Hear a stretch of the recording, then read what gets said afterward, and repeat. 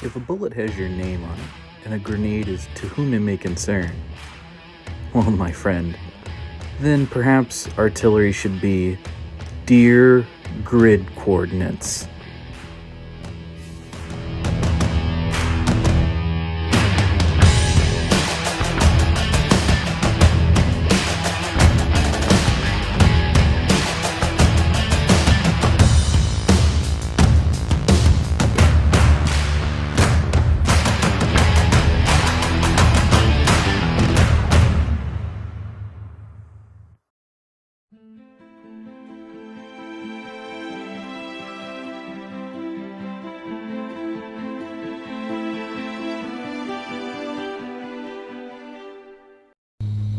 Hey guys, so as I've talked about before, I'm still kind of figuring out the whole recording things, and there's actually some stuff on its way that's going to make recording a whole lot easier for me. But one of the issues we had this week, which has plagued this channel for a while, is the fact that I have to take down my recording equipment every time I do a recording. And what that means is that when I set things back up for next time, things aren't always in the exact same place. And what this does is it results in inconsistent filming where I'm constantly remembering and forgetting where the camera is, and there's some bad recordings here. But there's enough of the tutorial still around that I think I can salvage the video. So if this video is a bit jank compared to normal, I apologize. And as you can probably tell by the stuttering of this webcam is dying as well. There's not really a lot that I can do about that at the moment, but in the next week or two this should get completely replaced and we shouldn't have any more of these problems. So first and foremost, we've had a few comments on other social medias where I've been spraying inside. I want to make something very clear. If I ever spray inside, I am using a mixture of fans to make sure that all of the fumes and smells are going outside, and I'm spraying near a door like you can see in this video. Also, I have a spray booth inside with some pretty heavy filters and a really nice fan on it that really helps to get the fumes out of the room. So if you see me spraying inside in other videos, especially like in my airbrush videos, the hood behind me when I airbrush, although it may be full of stuff, it has a really strong fan on it. And I'm currently working on my organization issues. My ADD really gets in the way sometimes. And so yeah, we're working on getting everything cleared off. So from now on, hopefully when you see me using the spray booth, it should be empty.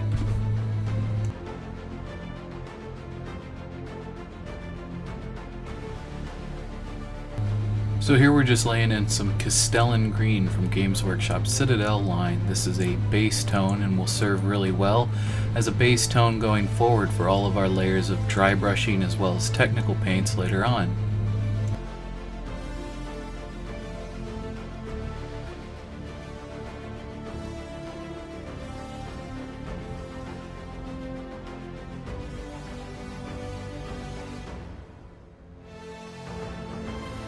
So here I'm mixing a bit of Castellan Green 1-to-1 with Moot Green, and the reason we're doing this is I want to simulate some sun fading, maybe something that's it's been left outside a lot. You know, I figured that maybe in the center parts of the panels maybe the color's a little bit brighter, kind of how you see on real world modern military stuff when it's been left outside.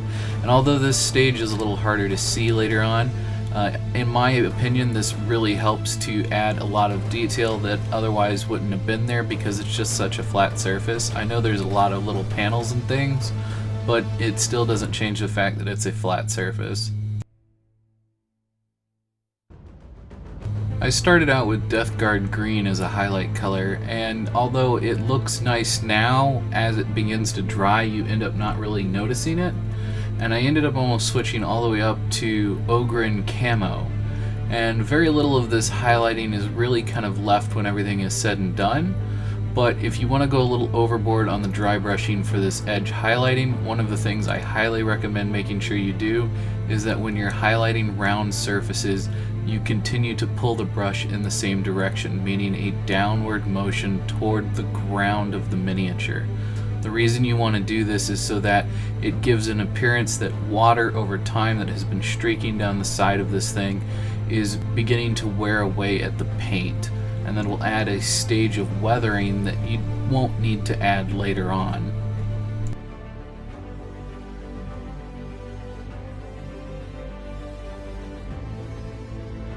Here you can see me using some XV88 to start laying in the tones for the wood.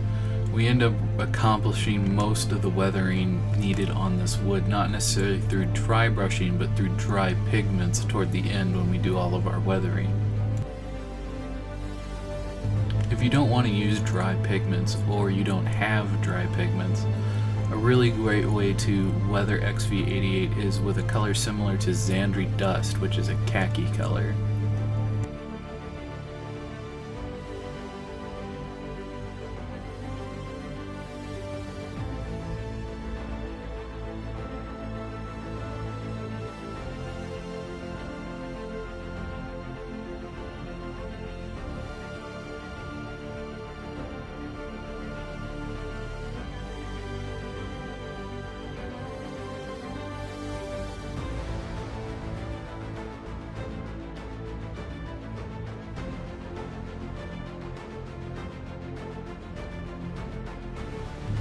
So one of the things that I ended up learning the hard way here was I ended up dry brushing using Vallejo, I believe it's gunmetal, on all of the rivets, and as we went on it either got worn away or covered up, and I end up using my weathering pigments at the end from Tamiya as a really good way of doing all of the rivets all at once.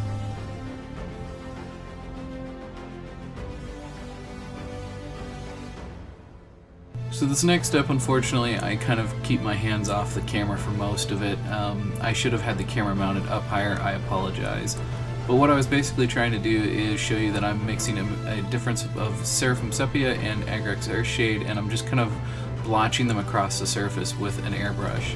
And if you don't have an airbrush, something that you could do is you could work in sections and just coat the area in water first, just a nice light thin coat, get the surface of the miniature moist, and allow the capillary action of the paint and the water to kind of spread things around in an uneven fashion, and that's going to really help with weathering, which is what this stage is all about.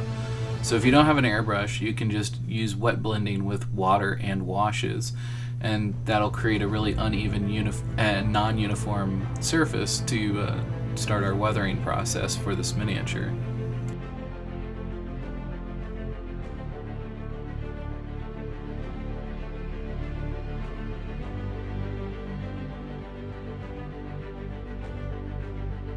So this set of miniatures is brought to you by Reaper Miniatures, and it appears as though that the miniatures themselves, the actual people of the mini, is based upon a mixture of Corpse Kriegmen from Warhammer and Astra Militarum from, again, Warhammer 40k.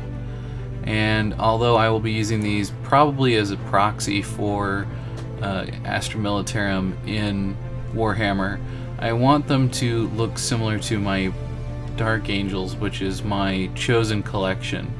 So I went about a slightly different way of painting these because I wanted them to be distinct as well as blend in, if that makes sense. So when everything's all said and done, the green ends up being a pretty similar color to the actual Dark Angel green that I use for painting my miniatures, but there is some distinct differences, so they will look good on the table together, but also they look pretty good on their own.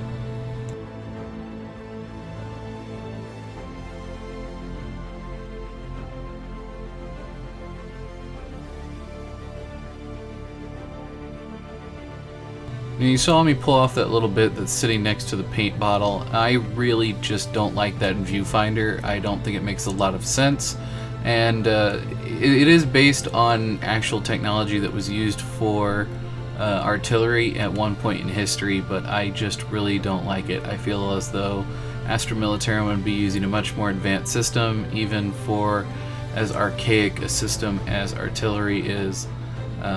But yeah, so that's why I removed it, and we end up just painting those little rods gunmetal the same as the rest of the tools.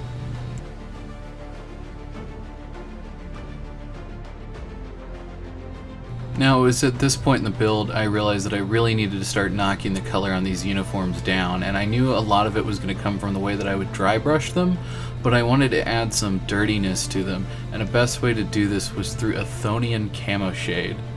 Another thing, I wanted to make sure that the base on the large cannon was pretty well and dry when we finally moved on to it. And I wanted to use a mixture of Sterling mud and Armageddon dust. And I actually ended up using up my own mixture of Sterling mud and dry brushing with a similar color to Armageddon dust. And I ended up really liking the way it turns out. So I think I will do my miniatures for Astra Militarum from this way going forward. Something to keep in mind about large equipment such as this, you want to keep in mind is how it got here.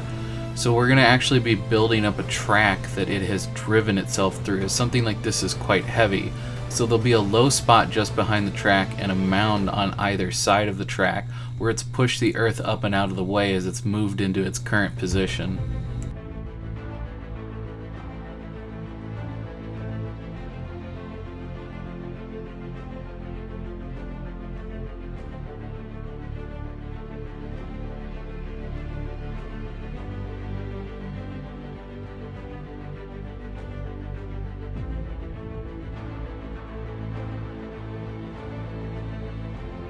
So as you can see here, I'm using Castellan Green as my first layer of dry brushes, and this really helps to knock things down to the color where I want it, and then I end up very lightly going over it with some of the Death Guard Green.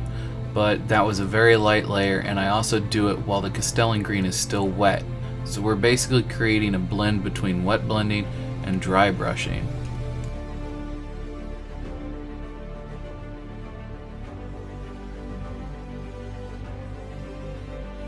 So here you can see me layering in Mornfang Brown, I believe is how you say it, and this is going to be to do a dark leather tone on anything that needs to be leather, and we end up using Xandri Dust as our highlight color for that. We're using that scraggly highlights that we covered in our last video to give a more realistic and worn appearance to all of our leather.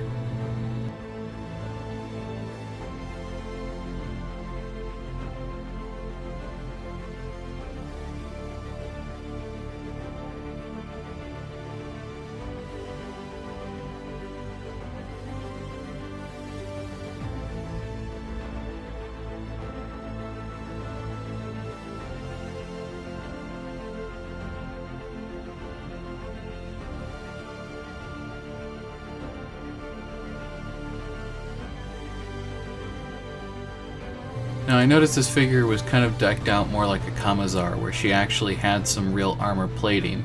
So I went ahead and I end up painting her chest plate plus her braziers with black to simulate similar to a color that we oftentimes see used on the chest plates of our various leader units when it comes to Astra Militarum.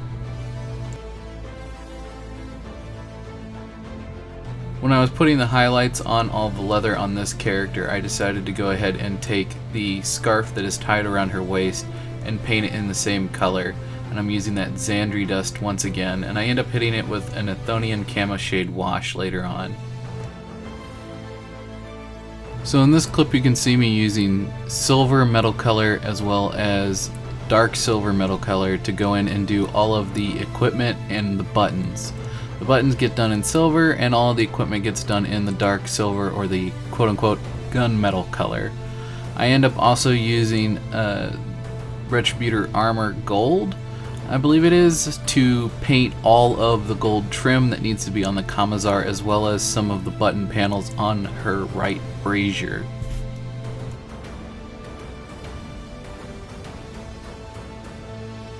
So now it's time to fix up all the skin tone and start working on their hair, and the best way for me to do this was to go ahead and take Wraithbone and just kind of once over all of the skin tones and anywhere where exposed hair was at, and just go ahead and get that reset back to that Wraithbone color, similar to what it started as.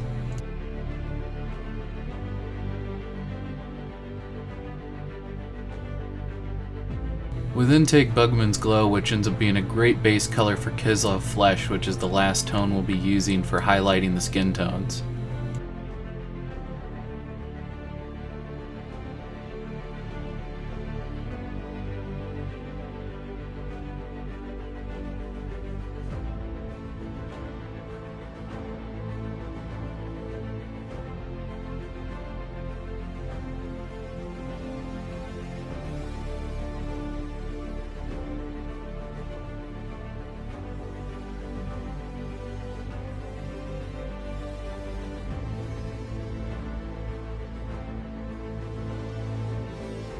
In this clip you can see me using a couple of products, mostly the Tamiya weathering pigments, where we use these little makeup sponge things to apply the various pigments, whether it be on the barrel or whatever else.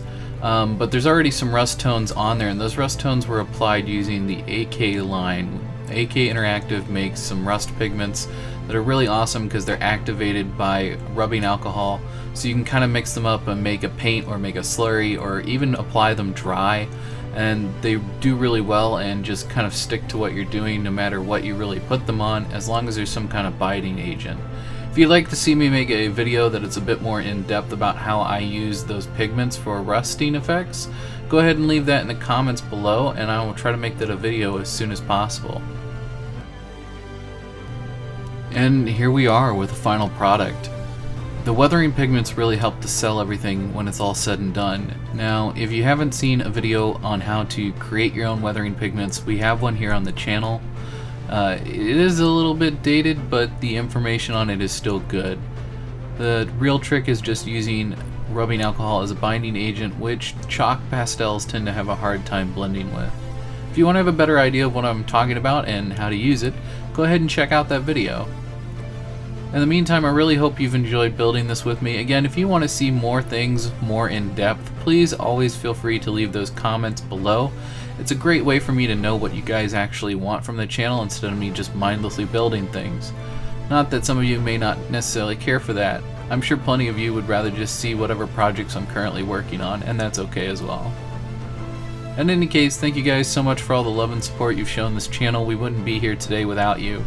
And we wouldn't be here without the generosity of many of our viewers. Some of you who have gone above and beyond and have really helped me to get things to where it needs to be. The quality of this channel will be going up very soon, and that's all thanks to viewership and donations. I can't thank you all enough for all of the support. I genuinely cannot say that enough. So thank you very much, and I hope this is a good sign of much more to come. As always guys, if you like this video, please leave a like. It lets me show that this is the type of content you want to see going forward. If you didn't like it, feel free to hit that dislike button. It still helps the algorithm and it lets me know you no longer want to see content like this. If you really want to help support me but you don't really have a way to do that financially, a really great way is to share us around on other hobby networks that you use. If you're a part of a Facebook page or a Facebook group and they allow you to share some of your favorite videos, go ahead and drop this one there. It would really mean a lot to me. And until next time guys, may your pile of shame never run empty and your display case always be overfull.